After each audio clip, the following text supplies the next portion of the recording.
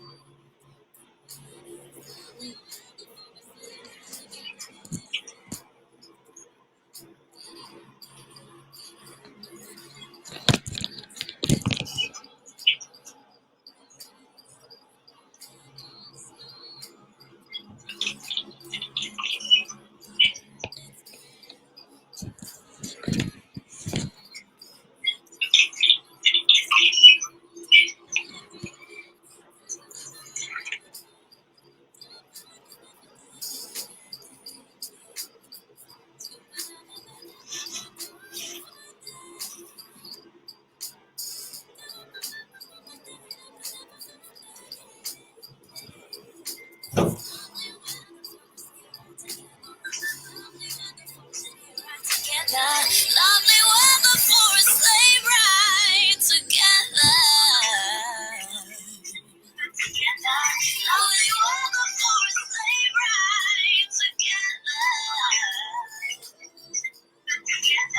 Lovely weather for a sleigh ride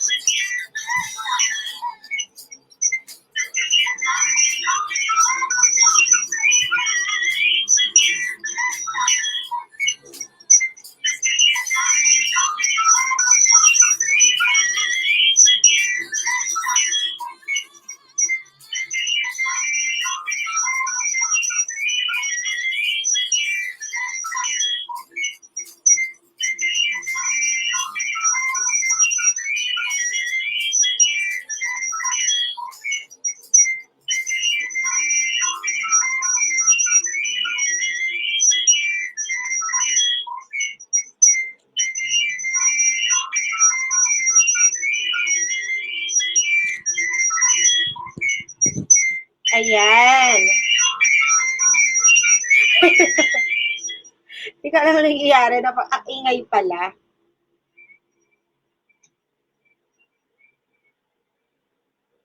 Hello, hello. Naririnig po ba ako? I just wanna know no, kung naririnig ba tayo or not.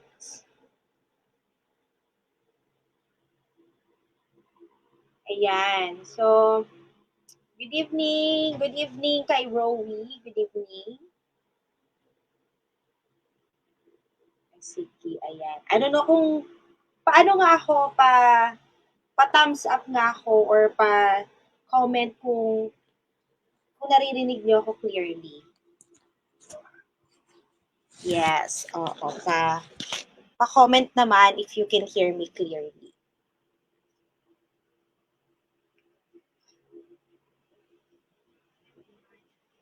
Ayan, hindi ko tuloy alam kung naririnig ba ako. Ayun, so I think naririnig naman ako.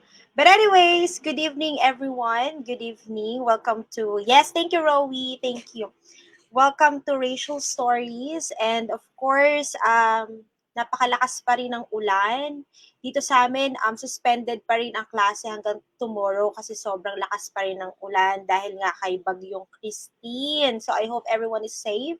Although sa ibang lugar sa Pilipinas, especially on Bicol region, no, talagang sila yung drastically affected by the Bagyong Christine, and hopefully talagang makarating ang tulong sa kanila agad-agad para ma-rescue yung mga kababayan natin na nandoon. So again, good evening guys. Welcome to Racial Stories. I am Rachel.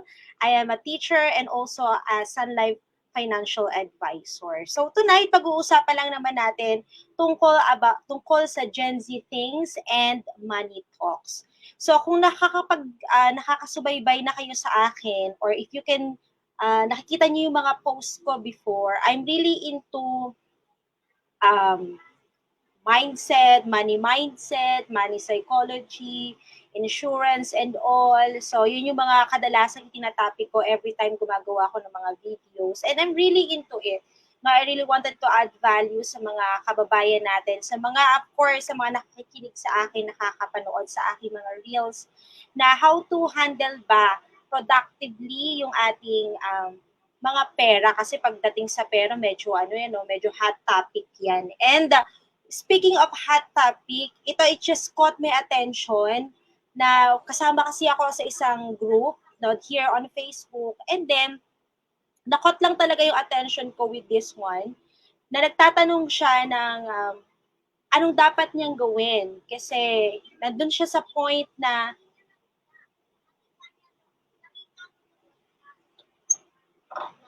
oh, sorry, guys, meron lang may nandi-disturb lang. Pero yun nga, I'm gonna show you yung post niya doon sa group which I am in, nakasali ako, no? I'm gonna show you para sabay-sabay natin, no, pagtulungan natin, pag-usapan to, not para pagchismisan ha, pero pagtulungan natin pag-usapan, ano ba yung maganda? Ano ba yung pwede nating i-help dito sa kababayan natin to? Especially kung ikaw ay kung ikaw ay Gen Z. Speaking of Gen Z, no, pag sinabi nating Gen Z, ayan yung mga um, pinanganak from the year of 1997 to 2012. According to my research, kayo yung nasa Gen Z. You are Gen Z kapag pinanganak ka from the year of 1997 to 2012, you are part of the Gen Z generation. And ako kasi hindi na ako Gen Z, I'm millennial eh. Ang millennial naman, nasa ano daw yan, mga ipinanganak noong 1981, I don't know, 1981 to 1996, yan yung millennial. And then, yung Gen X naman is from 1965 to 1980. So, hindi ko alam kung nasan kayo dyan sa mga viewers ko ngayon. But for sure, I am from the millennial era. And itong pagkukwento natin, itong pag-uusapan natin, nasa Gen Z naman siya. So, comment nga kayo, anong ano ba kayo? Anong generation ba kayo? Are you part of the Gen Z, Gen Millennial, or Gen X, o baka Bloomers?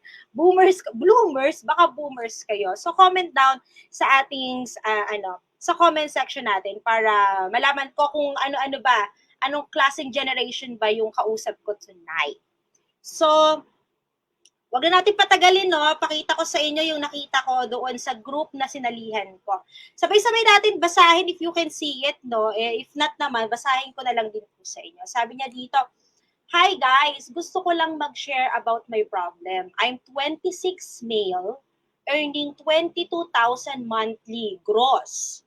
No kids, single, and still living with my mom." Oh, kunin natin yung first paragraph ha.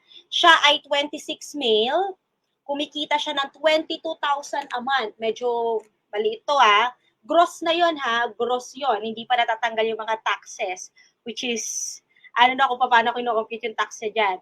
And then, single siya, walang anak, pero, nandun siya. Nakatira pa rin siya with his mom. Sabi niya, almost 2 years na pala ako sa corporate world since I graduated. So, graduate siya 24 years old. O, kasi kung product ka ng K to 12, di ba meron pa tayong senior high, nadagdagan ng 2 taon. So, ito, most likely talaga, graduate ka ng around like this age. Sabi niya, inobliga na sa akin ni mom lahat ng bills sa bahay, including utilities, water, internet, miscellaneous expenses, which includes groceries, etc. Di pa kasali dito yung allowance ko and pamasahe sa work at maintenance ko. To be honest, always namin pinagtatalunan ito ni ma'am kasi di na kinakaya ng sahod ko ang lahat ng expenses. I feel like I'm living paycheck to paycheck. Yung mom ko working pa rin until now, pero priority niya yung monthly niya sa car at debt niya sa credit card. Yung kuya ko naman na seaman, sobrang damot. Do gets ko kasi may family na rin siya. Nawawalan ako ng motivation sa work, kakaisip nito, gusto ko na mag-quit pero walang obligasyon. I'm also trying to save emergency funds as much as I can, pero ang hirap. Lagi na lang akong umiiyak about this. Please help me. Mamamatay ata ako sa stress. So, this is what we are dealing with not tonight. So, at 26 male na nagtatrabaho, 2 years na sa corporate world, di naman niya binanggit kung anong klaseng trabaho meron siya, and is still living with his mom.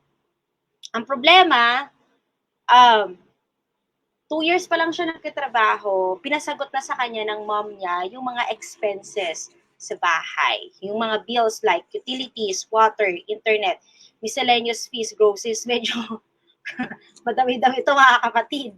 And the fact na ang sahod lang niya ay 22,000. Grabe. I remember when I first landed on the workforce, year 20, it's year 2014.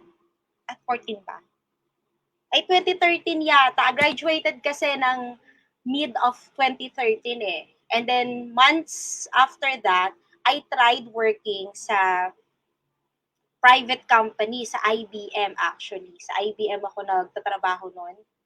And ang work ko noon is sa HR. And ang salary ko noon is nasa 16,000.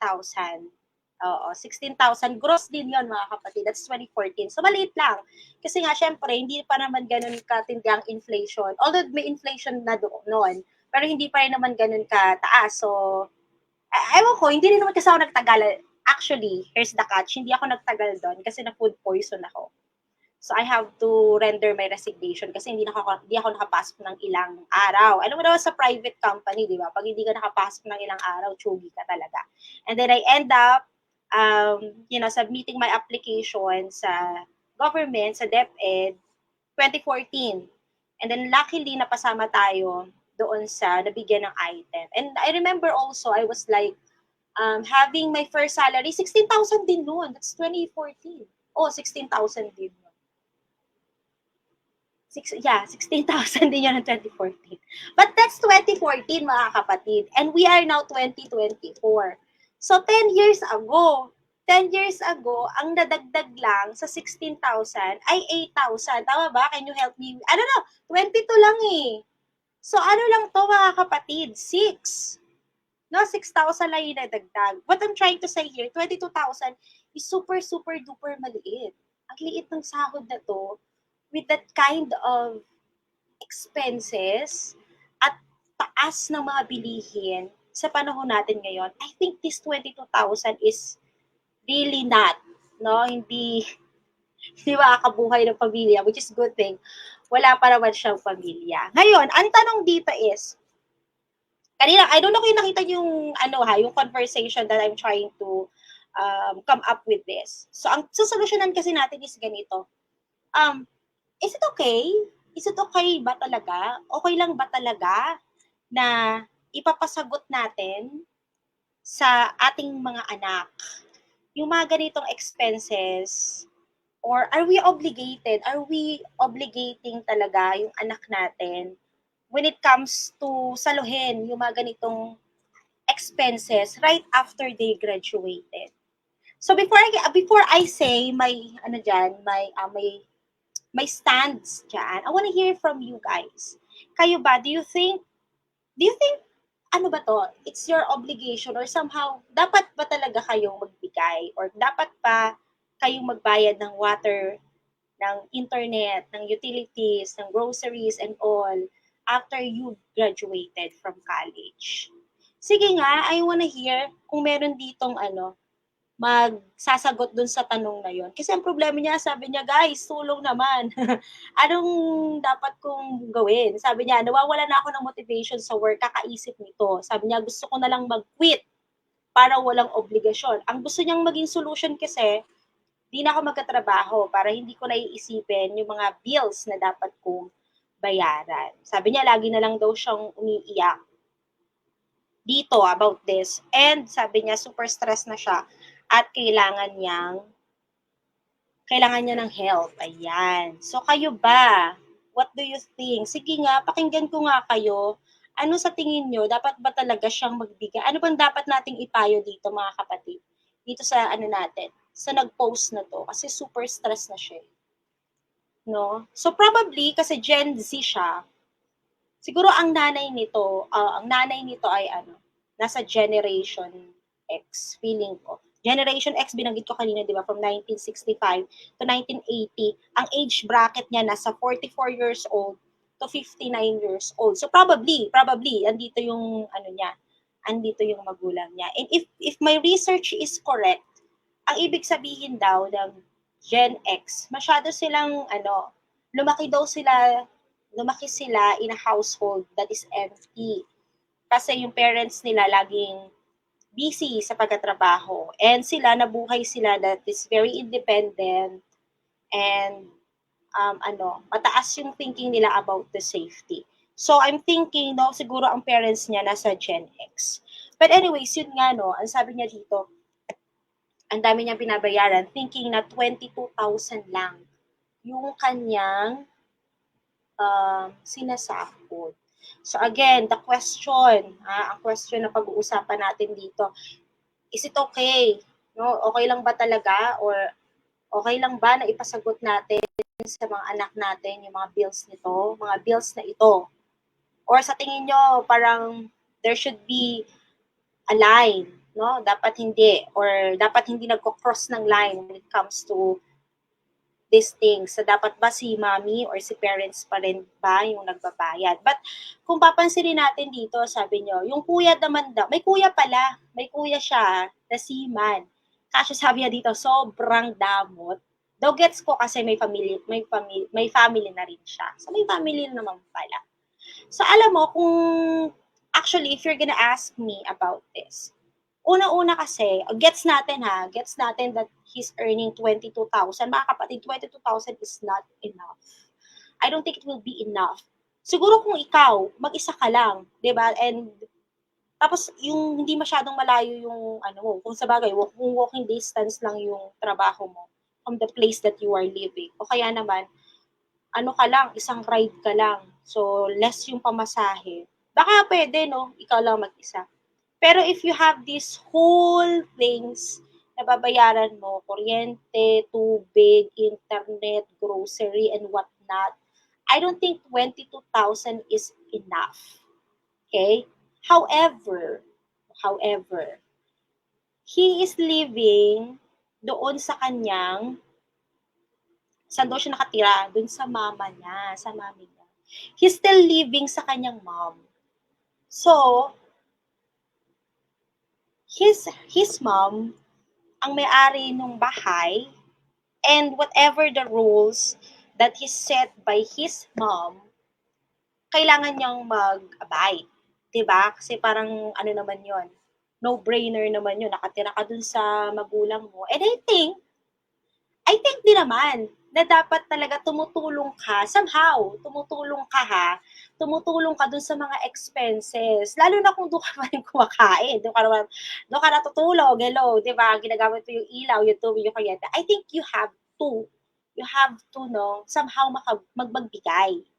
But, you should not be obligated. Sabi ni Sir Ruben, basahin natin sabi ni Sir Ruben, syempre, hindi obligasyon ng anak yun. Nasa kanya yun kung gusto niyang mag-help sa magulang niya. Exactly, di ba?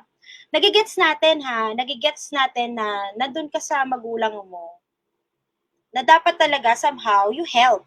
Kasi kung lalo na kung nakikita mo naman yung parents mo, hindi niya binanggit dito kung may tatay siya, ang mom lang. So, magsa-stand tayo doon na ang mom lang niya, ang breadwinner sa family. And sabi niya doon kanina, mag-working pa naman daw yung kanyang nanay. However, mas priority yung pagbabayad ng kotse at saka yung mga utang niya sa credit card. And syempre, wala na, labas na tayo doon kung anong ginawa niya sa utang niya sa credit card. And syempre, yung kotse, baka kailangan talaga, no, kailangan sa pagkatrabaho. And I don't think there's nothing wrong with that. Yeah, hindi mo obligasyon, kapatid. I think it's not your obligation to shoulder all the bills. Pero, 'di ba, since nasa doon ka sa loob ng bahay ng nanay mo, nakikigamit ka doon ng mga utilities, kumakain ka pa doon, Diba? You are using the internet. I think it's the right thing to do to help. Pero wag lahat. Wag lahat.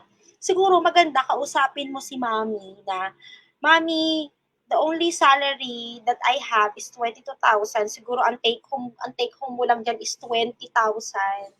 And you have to be very transparent, no, sa nanay mo na, "Mom, this is only the money that is left to me after the taxes. Mamamasahe pa ako, pagkain ko pa." And of course, syempre, naiintindihan natin yan na nag-work ka, you wanted to bring something for yourself, to buy something for yourself, di ba?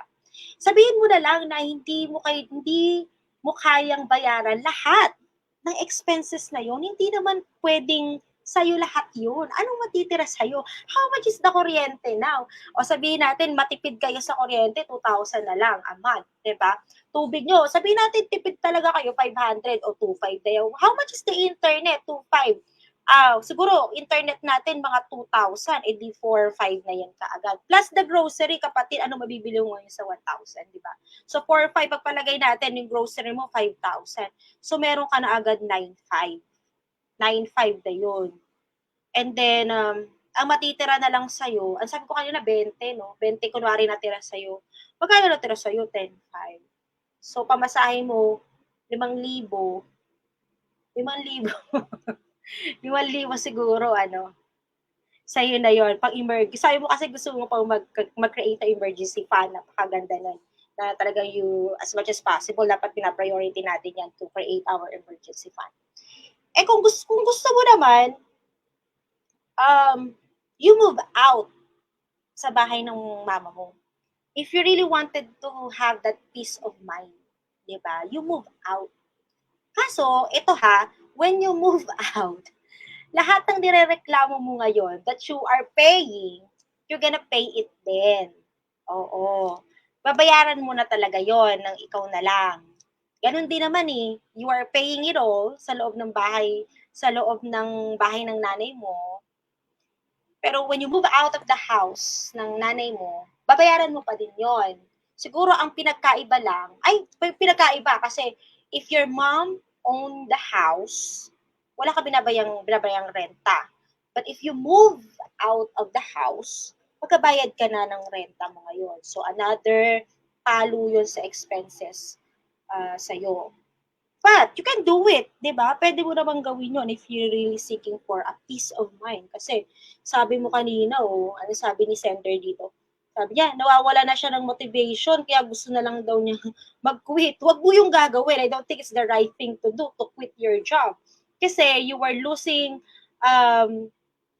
dalawang bagay. Wala ka na ngayong pang-help sa mama mo, wala ka na rin ngayong pang-help sa sarili mo. 'Di ba? How can you help yourself kung wala ka ng trabaho? So I don't think na it's a right thing to quit your job. Pwede ganito, no? Syempre, unang solusyon natin, you communicate it. You communicate it with your mom. O sama mo na yung kapatid mo, yung seaman mong kapatid. Baka pwede siyang magbigay na kahit ng pang water or tubig tubig, water na ng ilaw, yan, ng kuryente. Somehow, kahit konti lang portion para lang ma-alleviate, no, yung nararamdaman mong pressure. Or communicate it well with your mom. I don't think naman gusto ng mama mo makita kang naghihirap. Siguro hindi niya lang din alam na super stress ka. At baka nga hindi nga niya alam na 22,000 lang yung sahod mo. So, siguro you have to sit down with your mom, nakausapin mo siya na in a way that you will be respectful and understanding doon sa sitwasyon. Kasi alam mo naman ngayon, di ba? Lalo na yung usong-uso yung kay Yulo at saka sa mother niya, di ba? Everyone has their opinion about it. And may mga parents talaga na medyo when it comes to this topic, no, hati-hati talaga. And syempre, yung ibang tao din, when it comes to this topic, medyo hati-hati rin talaga sila.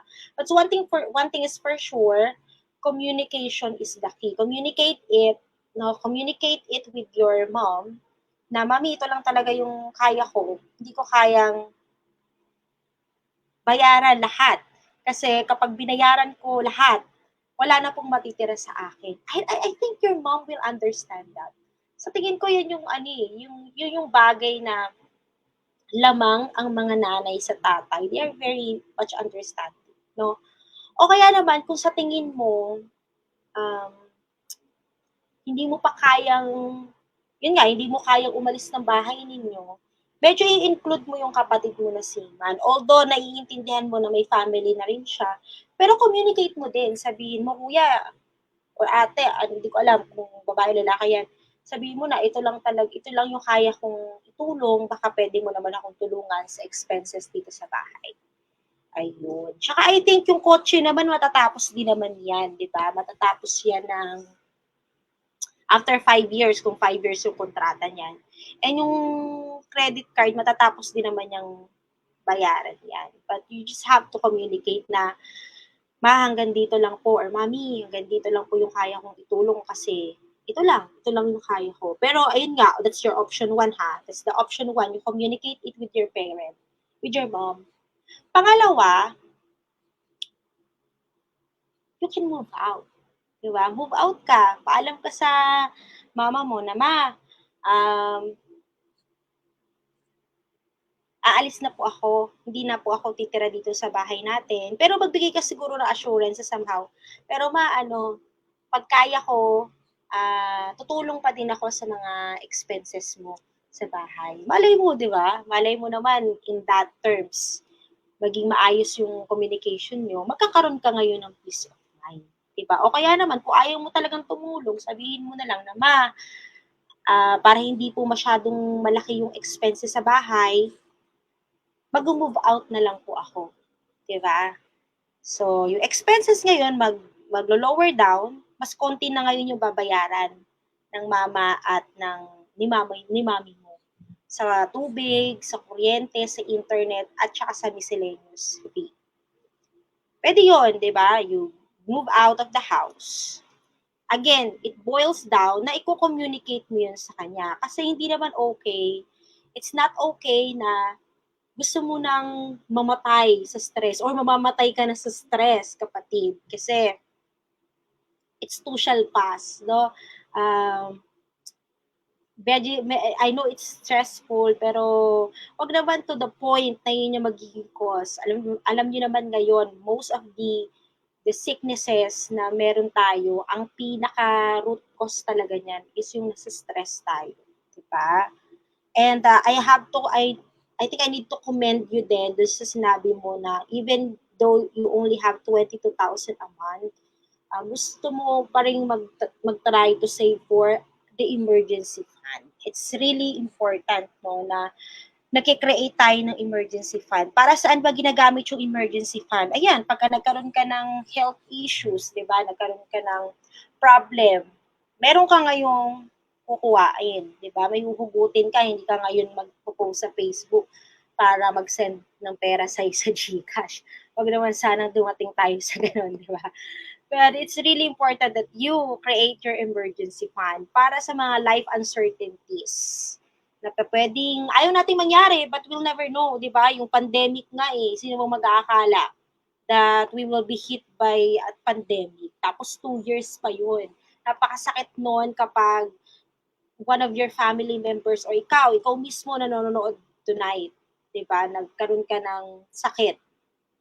Tapos wala kang makuhaan ng iyong pambayad sa hospitalization or worse, kahit yung pambili man lang nung, alam mo yon, pambili man lang nung necessity nyo sa araw-araw ay nahihirapan ka.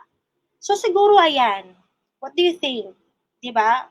I-communicate niya mabuti sa kanyang um, mom na kung ano yung sitwasyon. Kasi most probably, baka hindi nga alam ng parents mo na ganyan lang yung kinikita mo at hindi rin niya alam na super stress ka na sa mga bayarin. And I'm sure, before ka graduate, super na-stress din yung nanay mo sa kababayad niya. Siguro sa isip niya, I have someone to somehow makatulong na sa akin para sa mga expenses na ito. Siguro yun yung thinking ng parent mo o ng nanay mo na somehow, nakagraduate yung anak ko, may katulong na ako. Siguro yung pangit lang doon is lahat na ay napunta sa'yo.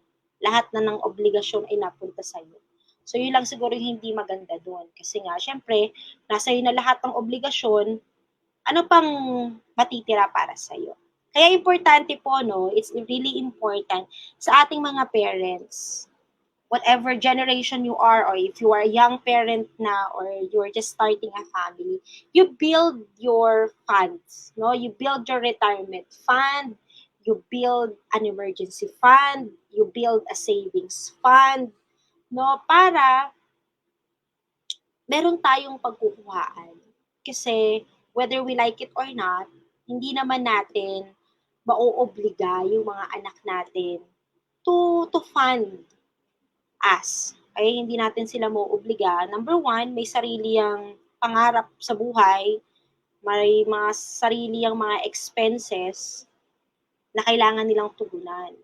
And sometimes gusto naman talaga nila eh, no? Kami gusto namin, ako particularly, no? Halimbawa ako gusto ko rin naman talaga to give something, no? Sa aking mga magulang. Which is, by the way, napakaswerte ko sa aking parents because they are not, hindi na kami inoobliga na magbigay a certain amount, no? Walang ganon. Hindi kami na inoobliga sa ganon. Ang meron lang kami, like, let's say, siguro arrangement lang na magbibigay kami ng pangbayad sa ilaw, ganyan, sa tubig, pero it's not, kasi nga, di ba, gumagamit kami eh, so, dapat nag-ibigay kami. Pero hindi kami inoobliga, like, we're gonna give 10,000 a month or 20,000, no, walang ganyan.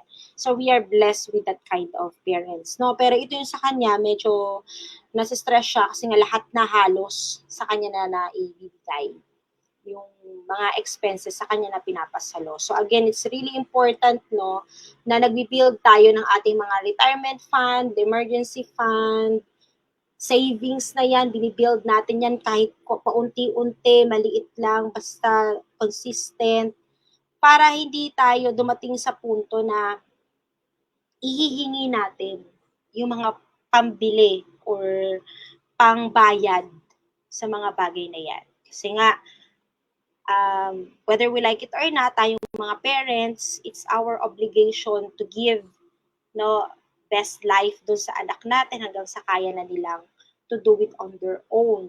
And it's their love, no? I think it's their love um, in exchange doon sa pagpapaaral, in exchange doon sa kabutihan na pinakita natin as parents, na nire-reciprocate nila yon sa pamamagitan ng pagbibigay or pag-provide, but it's not obligatory.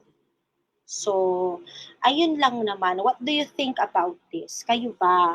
Ano sa tingin nyo yung mapapayo nyo dun sa ating sender? Ayan o, kasi nga nai-stress na siya, na sa kanya napunta yung mga obligasyon ng pagbabayad na kung anik-anik. So if you are watching, no, and you are Gen Z or you are millennial na working na din, I hope you're doing fine. I hope your mental health is good, and I hope you were able to provide for yourself. And if you had enough at marami ka pang sobra, you have this opportunity to also provide for your family, to help to give back to your family. So marami siguro magsasabi dito, doon sa comment sections, parang malis ka na sa bahay nyo, toxic yung ganyang setup, dapat hindi inobliga yung mga anak, which somehow, no, somehow nagigets natin yon. But then again, we are coming from, nakatira ka sa magulang mo, sa nanay mo, and somehow, nakikigamit ka doon sa kuryente niya, sa tubig niya, sa internet niya. So just to show respect, magbigay ng pambayad doon sa mga nagagamit mo. Yung grocery naman, ikaw rin naman kakain yan. But, dapat merong limitations. Ipaintindi mo sa mama mo na, Ma'am, this is what I am earning. Ito lang yung kaya kong i-provide and I cannot provide for all of these expenses kasi wala pong matitira sa akin. Or, option number 2, you move out of the house, 'di ba? Same pa rin naman, babayaran mo pa rin naman 'yan. Yan pa rin naman yung expenses mo. But you have a peace of mind na hindi mo na iniisip na obligasyon mo magbayad doon sa bahay nyo kasi you are doing this na for your own. Kasi mag-isa ka nang nabubuhay. Wala ka na masyadong iniisip. But then again, it boils down in proper communication. I-communicate mong mabuti sa mama mo kasi ang ending naman lagi na gusto natin maayos, di ba? Hindi yung merong samaan ng loob. Kasi it's your mom at hindi mo naman nabanggit ng nandiyan yung papa mo or yung tatay mo. So, just communicate it well sa iyong mama. And I hope hindi ka na masyadong ma-stress, no? I don't know, sana mapanood mo to. And if ever mapapanood mo to, I hope nakapagbigay ako sa iyo ng light, no? And somehow advice. And syempre sa mga nakakanood dito sa ating episode tonight, again, it's our responsibility sa ating mga magulang, it is responsibility natin palakihin yung ating mga anak, suportahan sila. Actually, being a parent, hindi naman natatapos yan pagka-graduate nila. You will ever be a parent as long as you live. And yeah, it's our obligation to give yung magandang buhay sa mga anak natin kasi hindi naman nila hiniling to be born in this family or in this situation. Tayo namang mga anak, no, to pay respect and to reciprocate yung kabutihan ng ating mga magulang, yung love na binigay nila, yung sacrifices that they give na sa atin. Tulungan natin sila hanggat maaari. Lalo na kung yung mga parents natin na hindi naman talaga sila born into a rich family. Yung mga parents natin na talagang, talagang nagsikap lang para mapagtapos tayo ng pag-aaral. So, tulungan natin sila, lalo na kung hindi naman talaga sila nakabuild ng kanilang retirement fund, hindi sila nakabuild ng kanilang emergency fund. So, walang ibang tutulong sa kanila, kundi tayo lang din. Pero, dapat may limitations. Hindi yung tayo lahat ang papasal lahat ng mga expenses na yon kasi you still have your own dream. May mga bagay ka rin na gustong bilhin para sa sarili mo. May mga bagay ka rin na gusto mong i-achieve. May mga goals ka din na gusto mong makuha. So, i-communicate lang natin na hanggang saan yung kaya nating itulong. Alright. So, sa mga Gen Z dyan na working, millennials, and Gen X, o baka may boomers pa na still working until now, I hope you are doing fine. I hope that your mental health is doing good. I hope that you are safe.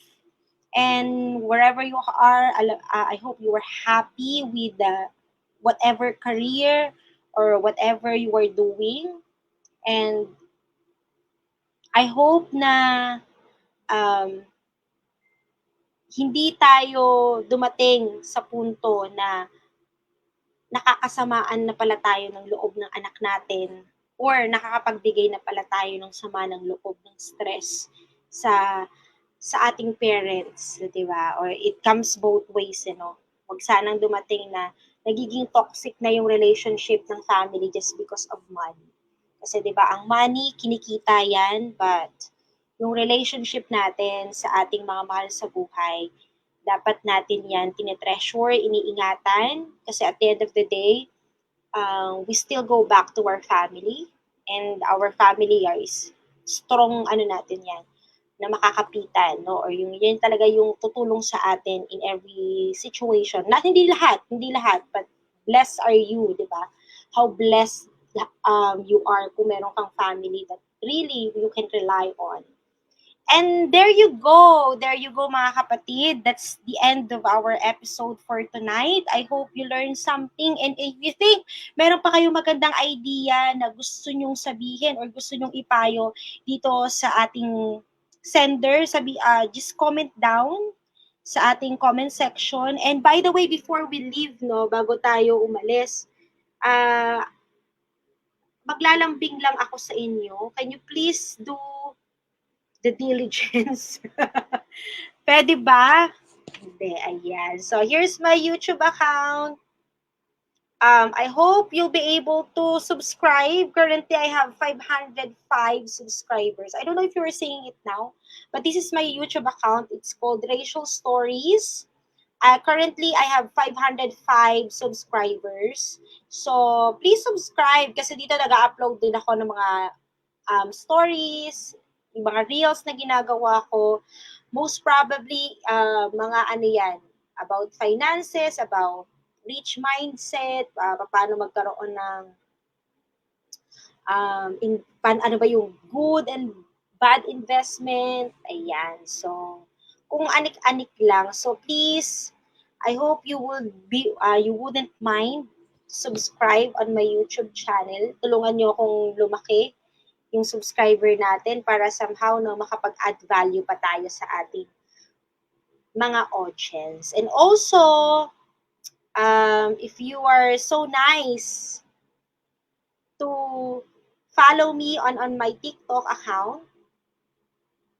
This is my TikTok account. Bagong-bago lang ito. Currently, meron akong 106 subscribers. Baka naman, if you would be so kind that to subscribe on, to follow me on YouTube and TikTok account. Ayan. So, this is my TikTok account. Currently, meron akong 106, so pwede nyo rin akong i-follow dyan. Siyempre, isama na rin natin yung aking Instagram account. So, this is my Instagram account. Baka naman gusto nyo akong i-follow on my Instagram account. So, sandali lang habang siya ay naglo-loading. So, this is my Instagram account. Ayun. So, Rachel Ladino sa Instagram, sa Facebook, Rachel Ladino, and Rachel Ladino din sa Instagram. And then, syempre, again, sa aking TikTok account, just type Racial Stories. And also sa aking YouTube account, just type Racial Stories. Yun. So, thank you for watching tonight. I hope I was able to give light, no, and recommendation or some sort of advice. And if you feel like meron din kayong sariling advice na gustong ibigay sa ating sender, just comment. Comment lang kayo dyan sa ating comment section. And again, this is Rachel. And I hope to see you again on the next day sa ating mga next episode. Bye-bye!